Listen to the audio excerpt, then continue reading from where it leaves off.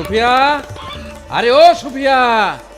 তোমার চিল্লা চিল্লিতে বুঝাছো শান্তিতে কেউ বাঁচতেও পারবে না। খো বলো কি বলতে চাচ্ছো? আগুন জ্বলছে, আগুন, বুঝাছো? আগুন জ্বলছে। কি সর্বনাশা কথা বলছো? আগুন আবার জ্বলছে কোনঠে? আমার মাথায় আগুন জ্বলছে। তাহলে মাথা নিচা করো, পানি ঢালা দি নিভা যাবে। মাথায় নষ্ট। আরে এ আগুন সে আগুন লক্ষ্য, এ আগুন হচ্ছে ঋণের বোঝার আগুন। ঋণ? ঋণ আবার কতি পেলা? আরে বাবা, পাবো কেন? ঋণ লিয়াছেনু তোমার লেগে।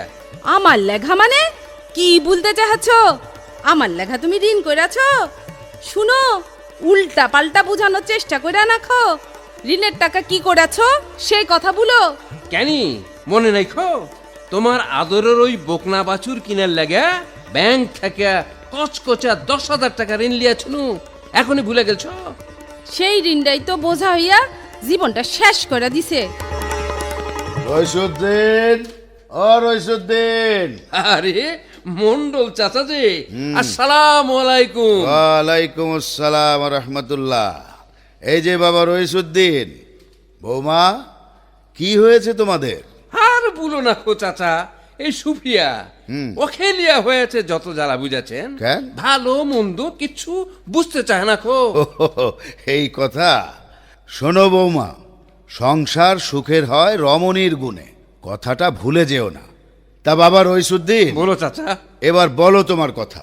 চাচা, বাড়িতে পোষার লাগা বুঝাছেন, একটা বকনা বাছুর কিনেছেন, টাকা পাবো গতি। ব্যাংক থেকে 10,000 টাকা ঋণ লিয়েছেন, এখন সুদে আসলে ওই টাকা শোধ করতে আর পাচ্ছি না গো। আমার মাথায় ঠাটা পড়েছে গো। এই কথা? ওরে রইস, এই বিষয়ে আর চিন্তা করতে হবে না।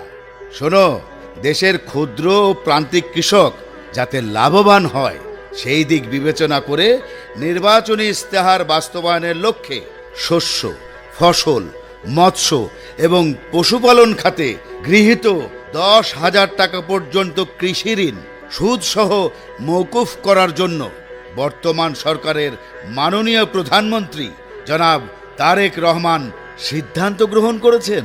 কি বলছো চাচা? হ্যাঁ চাচা, তাহলে তোর কোনো চিন্তা নাই খো। এতদিনই আমরা বুঝাছো কৃষি ও জনবান্ধব একটা মনের মতো সরকার পেয়েছি। ঠিক বলেছ। আর শোনো, এই সিদ্ধান্ত বাস্তবায়নের ফলে ক্ষুদ্র ও প্রান্তিক কৃষক ঋণের দায় থেকে মুক্তি পাবেন এবং আবার ব্যাংক থেকে স্বল্প সুদে ঋণ নিতে পারবেন। পাশাপাশি মহাজনী ঋণের উচ্চ সুদের হয়রানি থেকেও রক্ষা পাবেন। মহাজনী ঋণের দিন শেষ, সবার আগে বাংলাদেশ।